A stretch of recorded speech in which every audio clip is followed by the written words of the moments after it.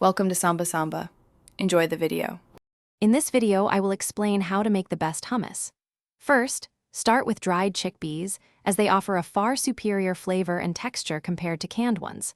Soak 1 cup of dried chickpeas overnight in plenty of water, adding a half teaspoon of baking soda.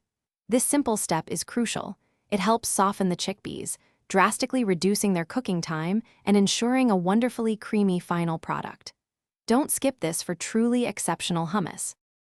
After soaking, drain your chickpeas and cook them in fresh water until they are incredibly soft, almost mushy, which usually takes about 45 minutes.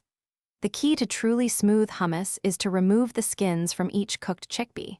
While it might seem tedious, this step makes a huge difference, resulting in a noticeably lighter and airier texture.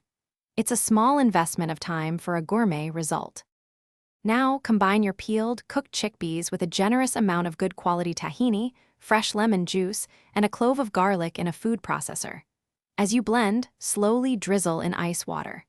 This cold water helps emulsify the mixture, creating that signature light and fluffy texture. Continue blending for several minutes, scraping down the sides, until your hummus is incredibly smooth and creamy. Season with salt to taste. To serve your perfect hummus, spread it onto a plate, creating a swirl with the back of a spoon. Drizzle generously with high-quality extra virgin olive oil and sprinkle with a dash of paprika or sumac for color and a hint of spice. Garnish with fresh, chopped parsley or toasted pine nuts for an extra layer of flavor and texture.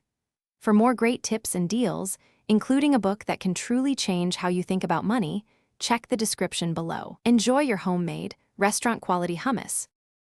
Thanks for watching. Consider subscribing if we helped you.